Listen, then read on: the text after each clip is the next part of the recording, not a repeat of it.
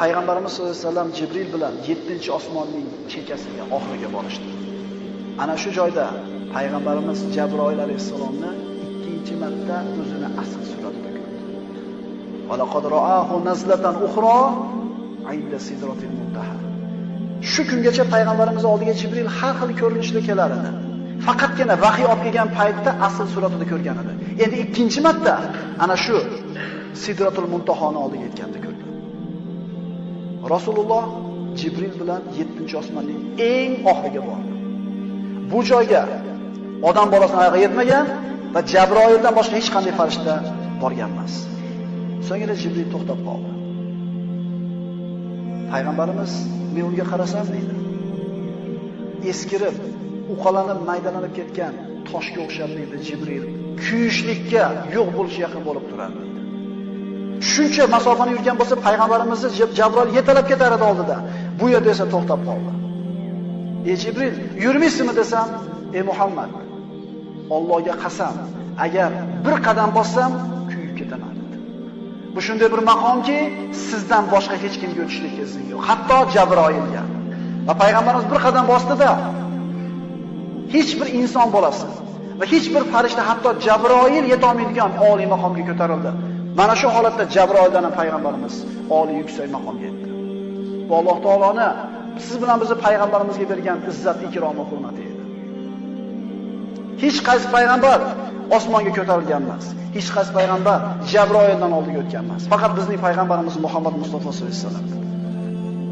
So'ngra Nabiy sollallohu alayhi vasallam aytadilar, so'ng Sidratul Muntahoga, Nilufar oldiga yetib bordi. Nabiy sollallohu alayhi vasallam u daraxt haqida, u Nilufar degan daraxtni ta'riflab aytadilarki, u oddiy bir daraxt, lekin shakli ajib. Barglari filning quloqlariga, mevalari esa xuddi ko'zalarga o'xshar. Ajralib turadigan zohir bir jamoli yo'q, lekin shakli g'arib. Nabiy sollallohu alayhi vasallam aytadilar, men uning oldida turar ekanman, to'satdan uni Alloh taoloning nuri, fayzi ilohiyasi urib oldi. Shu daraxtning oldiga Alloh taolo o'zi keldi. İz yaghsha sidrata ma yaghsha ma zaghal basaru va ma tagha laqad ra'a min ayati robbihil kubra. O'shanda Nilufarni o'ragan narsa, ya'ni Alloh taoloning fayzi ilohiyasi o'rab olgan edi. Payg'ambarning ko'zi 10 yil so'lga olgani ham yo'q, o'z haddidan oshgani ham yo'q. Dar haqiqat u o'sha soatda Parvardigorining buyuk oyatlarini ko'rdi. Nilufar daraxtini Alloh taoloning fayzi ilohiyasi nur o'rab olishligini ko'rishlikdan ko'ra ajibroq, go'zalroq manzara bormi? Nabiy sollallohu alayhi vasallam aytadilar, Nilufarni Alloh taoloning nuri ilohiyasi o'rab olganida uning atrofida xuddi oltindan bo'lgan kapalaklarga yoki oltin suv tomchilariga o'xshash bir narsa paydo bo'ldi. Undan buning shakli, jamoli, surati inson bolasi ta'riflashga ojiz qoladigan ajib bir go'zal suratga keldi. Kim metali ojiz qolyapti?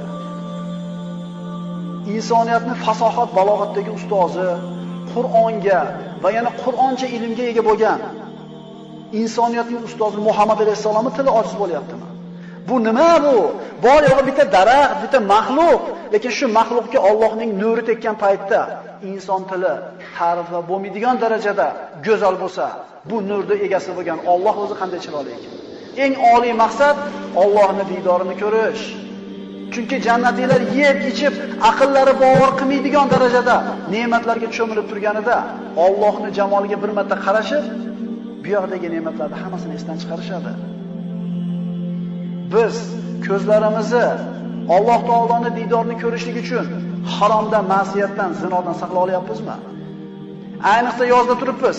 Fahsh, avratlar ochilgan holatda ko'zimiz yerga bir marta qocha olyapmizmi? Mana shu ko'zlarimiz bilan ko'rmoqchimizmi Alloh taoloning jamolini? Allohdan taqvo qilaylik. Bu Allohning nuri tekkan bitta maxluq shunaqa go'zal bo'lib ketsa, Alloh taoloning diydori haqida mana shu oliy maqom va yuksak martabada Alloh subhanahu va taolo Muhammad alayhisalomga bevosita, o'rtada na bir vahiy, na bir farishta, na bir tarjimon, na bir vositachisiz to'g'ridan to'g'ri Alloh taolo payg'ambarimizga so'zladi. Musa alayhissalom kalimulloh, Alloh bilan so'zlashgan. Ibrohim alayhissalom Xalilulloh, Allohning do'sti, sirdoshi. Endi payg'ambarimizga mana shu ikkala sharaf ham jamlandi.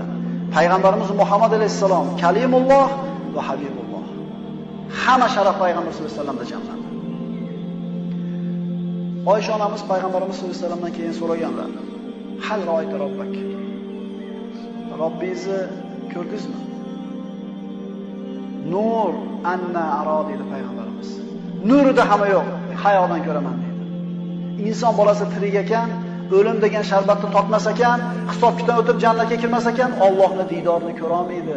Agar ko'rganida payg'ambarimiz Muhammad Mustafa sollallohu alayhi vasallam ko'rgan bo'lardi. Mana shu o'rinda ozgina fikr qilaylik. Payg'ambarimiz 7 qavat osmondan ham tevaga ko'tarildi. Alloh taoloning huzuriga ko'tarildi. 7 qavat osmon pastda. Koinot, burjlar, sayyoralar pastda. Yer kurrasi pastda. U kurradagi Arab jazirasi pastda. Arab jazirasidagi Makka pastda, Quraysh pastda, payg'ambarimizning da'vatiga to'sqinlik qilayotgan Abu Jahl, Abu Lahab, Utba, Uqba, Shayba hammasi pastda. Qani ular? Payg'ambarimiz qayerda turibdi? Pastda ular. Dunyo degan so'z, past degan so'zdan olingan. Bu past hayot.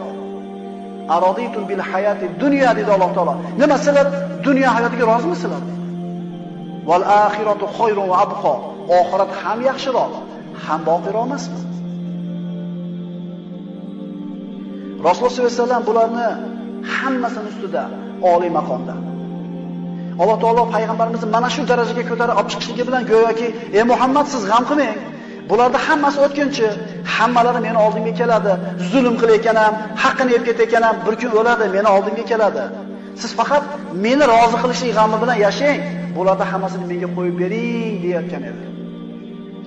Alloh taolo Musa alayhisalomni Fir'avn oldiga jo'natishdan burun mo'jizalarni ko'rsatgan edi, qalbiga taskin berib. Siz o'ylanmang, siz meni aytganimni qilavering, ularni menga qo'yib bering degan edi. Xuddi shunga o'xshagandek payg'ambarimizga Alloh taolo shu mo'jizalarni ko'rsatyaptiki, qalbingizni bu dunyoda mashmashasi bilan ovora qilmang. Dinga dushmanlik qilayotganlarga parvo qilmang. Meni rozi qilishga harakat qiling dedi.